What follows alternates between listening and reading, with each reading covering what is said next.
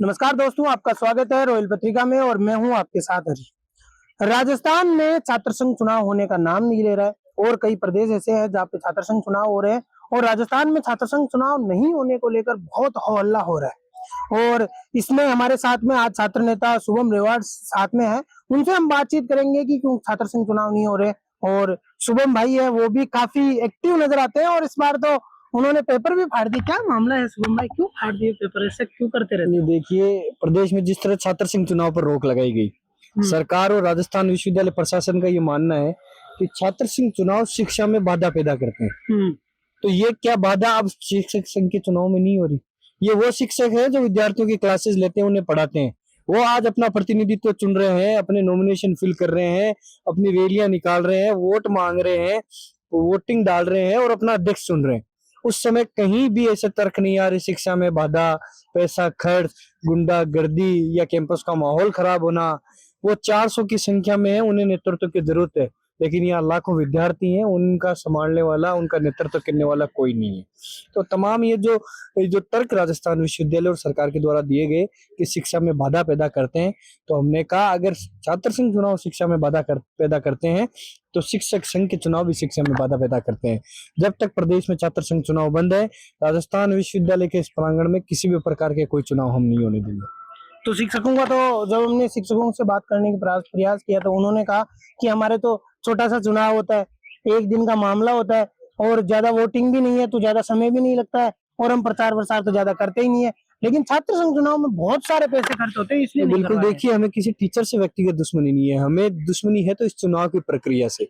दिन एक का हो या भले 10 दिन का, लेकिन वोटिंग राइट सबको है। अगर एक आम टीचर्स कौन होता है? जो टीचर वो होता है जो विश्व को मार्गदर्शन करता है, सब लोगों को चलाने वाला, मार्गदर्शन करने वाला एक टीचर होता है। अगर उन्हें भी अपने नेतृत्व की जरूरत है, अगर उन्हें अपने वोट देने का अधिकार है, तो एक आम छात्र जो कैंपस में पढ़ रहा है उसको क्यों नहीं है?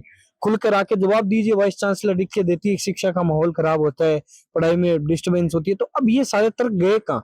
आम छात्र इतना गुमराह नहीं है। आज के समय में प्रत्येक विद्यार्थी पढ़ा लिखा है, इनके खिलाफ मजबूती से डटकर इस लड़ाई को लड़ रहा है और आज भी चुनौती देते हैं मीडिया के माध्यम से कि नॉमिनेशन हुआ है, वोटिंग वाले दिन भी यही इसी प्रकार का आपको कैंपस में माहौल देखने को मिलेगा कि इनकी पेटियां लेकर अगर यहाँ आम विद्यार्थी नहीं भाग जाए तो आप देखना कि क्या हालात राजस्थान विश्वविद्यालय में होते हैं। और पूर्णतः जिम्मेदार राजस्थान विश्वविद्यालय का प्रशासन और यहाँ की सरकार होगी। ये आप चुनौती दे रहे हो कि पेटियां खुली चुनौती है इनको, जो कर सकते हो आप कीजिए, लेकिन आपके वोटिंग वाले दिन जिस तरह के हालात राजस्थान विश्वविद्यालय में पैदा होंगे, आप देखना किस तरह के हालात होते हैं। और अभी फिर से कह रहे हैं, जिम्मेदार होगा यूनिवर्सिटी का प्रशासन और राजस्थान की सरकार।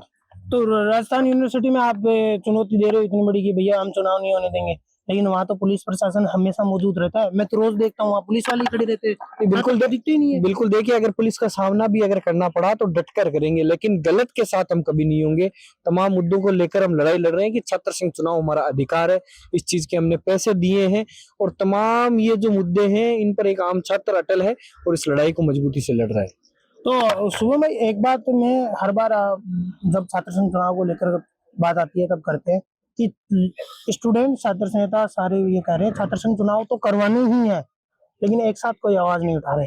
जहाँ पे शुभम रेवाड़ आवाज उठाते हैं वहाँ पे कोई और नेता नहीं आता, कहीं और नेता आवाज उठाते हैं वहाँ शुभम रेवाड़ नहीं दिखते। मुद्दा एक है, आपका विजन एक है, फिर एक क्यों नहीं हुआ? बिल्कुल, देखिए, हम सब लोग एक हैं। तमाम छात्र नेता, छात्र संगठन की एक ही मांग है कि छात्र संघ के चुनाव हो। जब भी आपको देखने को मिलेगा छात्र संघ चुनाव की मांग के लिए तमाम छात्र नेता लड़ रहे हैं और आम छात्र की किस तरह मदद की जाए इस मुद्दे पर लड़ रहे हैं। सब एकजुट है, किसी में कोई कुठाराघात या कोई दोगलापन या कोई अलग किसी प्रकार से नहीं है, लेकिन सब एक संगठित हैं और छात्र संघ चुनाव होने चाहिए, इसी मांग को लेकर अटल है। जी बिल्कुल, ये तो मैं भी चाहता हूँ कि छात्र संघ चुनाव होने चाहिए, क्योंकि जब स्टूडेंट्स का चुनाव होंगे, छात्र संघ चुनाव होंगे, तभी तो स्टूडेंट जानेगा ना कि कैसे प्रचार करना होता है, कैसे वोट देने होते हैं, कहाँ क्या सिस्टम होता है। अब हम छात्र संघ चुनाव से थोड़ा सा अलग हट के बात करते हैं राजस्थान की राजनीति में। आप राजस्थान की राजनीति में सक्रिय हो, कब तक आप मुख्य धारा की जो राजनीति है उसमें आना चाह रहे हो? बिल्कुल, देखिए, हम तमाम छात्र हितों के मुद्दे के लिए लड़ाई लड़ रहे हैं और सबसे बड़ी चुनौती अगर अभी हमारे सामने अगर है तो वो है प्रदेश में बंद पड़े छात्र संघ चुनाव। मुख्य धारा की राजनीति की बात अलग है, लेकिन अगर छात्र राजनीति में मैं अपने आप को छात्र नेता बोल रहा हूँ, तो छात्र संघ चुनाव की बहाली हमारा सबसे पहला मोटिव है और आखिरी सांस तक लड़ेंगे जब तक छात्र संघ चुनाव बहाल नहीं हो जाते। तो मुख्य राजनीति में अभी आने का कोई सवाल नहीं है तो ऐसा? बिल्कुल देखिए, छात्र राजनीति में जब तक छात्र संघ के चुनाव बहाल नहीं होते, इस लड़ाई को मैं शुभम रेवाड़ मजबूती से अगर लड़ूंगा। 20 साल नहीं हुए बहाल तो? तभी भी तमाम इन मुद्दों को लेकर, छात्र राजनीति, छात्र संघ चुनाव, बहाली, इस मुद्दों को लेकर हम अटल रहेंगे। अच्छा, चाहे जिंदगी निकल जाए, शुभम रेवाड़ ने बड़ी बात कह दी, लेकिन छात्र राजनीति ये नहीं तो लड़ता रहूंगा। अब मैं एक और थोड़ा सा सवाल, आज के टाइम में बहुत चर्चा में चल रहा है कि भैया तीसरा मोर्चा हर कोई बात कर रहा है कि भाटी तीसरा मोर्चा बनाएंगे, हनुमान बेनीवाल बनाएंगे, नरेश मीणा, राजकुमार रूट, चंद्रशेखर आजाद, और आप तो हनुमान बेनीवाल की कई तस्वीरें साथ में वायरल हो रही है आजकल। तो आपको लगता है राजस्थान में तीसरे मोर्चा खड़ा होगा? बिल्कुल देखिए, जिस तरह के हालात राजस्थान में हो रहे हैं, जरूरत पड़ रही है तीसरे मोर्चे की। आप देखिए, तमाम युवा सरकारें आती है, एक सरकार चुनाव बंद करती है, जब मन मर्जी होती है तब चुनाव बंद कर देती है। दूसरी सरकार बोलती है पहली वाली सरकार ने चुनाव बंद किए इसलिए हम इनको चालू नहीं कर सकते। तो एक दूसरे पर टालम टोल करने का काम यहाँ की सरकारें करती है और बीच में फंसता कौन है? यहाँ का युवा। एक सरकार बोलती है इसने पेपर लीक कर दिए, दूसरी सरकार बोलती है हमने रोजगार दे दिए, दूसरी सरकार कुछ बात बोलती है। तो तमाम युवाओं को टूल किट के रूप में यूज किया जा रहा है कि जब वोट मांगना होता है तो युवा साथियों का नाम सबसे आगे लिया जाता है, लेकिन जब बात युवा की आती है, युवा नेतृत्व की आती है, तो दोनों ही सरकारें पता नहीं क्यों चुप्पी धारण कर लेती है। ये अपने बेटे पोतों इनको जाके एमएलए एमपी बनाना चाहते हैं। ये राजस्थान का युवा कतई नहीं सहेगा। राजस्थान का युवा ही सरकार बनाता है और सरकार बदलने की भी ताकत रखता है। तो समय आने पर अगर तीसरे मोर्चे को भी अगर मजबूती प्रदान करने की जरूरत आई ना, तो उस समय राजस्थान का युवा सबसे आगे खड़ा होगा और उस समय इन सरकारों को पता चलेगा कि युवा क्या है। आज ये युवाओं को टूल किट के रूप में यूज कर रही है। प्रदेश में जब इनका मन हुआ तब इन्होंने छात्र संघ चुनाव पर रोक लगाई, जब इनका मन हुआ तब इन्होंने चालू किए, जब इनका मन हुआ नौकरियां निकलाई, जब इनका मन हुआ पेपर लीक कर दिए, जब इनका मन हुआ तब किसी को पकड़ लिया, जब इनका मन नहीं है तो किसी को नहीं पकड़ रहे। ऐसे ही तमाम युवाओं के साथ जो कुठाराघात ये लोग कर रहे हैं, इसको रोकने की जरूरत है राजस्थान में। चलो, ये बात भी आप सही कह रहे हो। मैं एक और इसी तीसरे मोर्चे पे बारे, तीसरा मोर्चा अगर बनता है राजस्थान में तो आपको क्या लगता है कौन बनाएगा तीसरा मोर्चा? बिल्कुल देखिए, तमाम ये तो बात की बात है, लेकिन जो लड़ता है ना उसके साथ हमेशा जनता खड़ी लोग रहती तो है। कहते हैं हनुमान बेनीवाल लड़ रहे हैं। नहीं, बिल्कुल देखिए, संघर्ष हमेशा किया है उन्होंने और आगे भी करते रहेंगे। और हमारे लिए राजस्थान यूनिवर्सिटी से निकले हुए सीनियर हैं, तो हमारे लिए प्रेरणा स्रोत रहते हैं कि जो भी राजस्थान यूनिवर्सिटी से निकले हमारे सीनियर से जितने भी आज मुख्य राजनीति में, तो उन्होंने हमें हमेशा संघर्ष करना सिखाया है।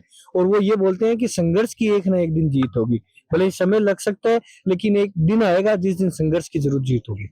आपको पता है कांग्रेस ही प्रदर्शन कर रही थी छात्र संघ चुनाव को लेकर, एनएसयूआई कह सकते हैं मोस्टली, और कांग्रेस ने ही चुनाव बंद करवाए और वही प्रदर्शन कर रहे हैं कि चुनाव चालू करवाओ।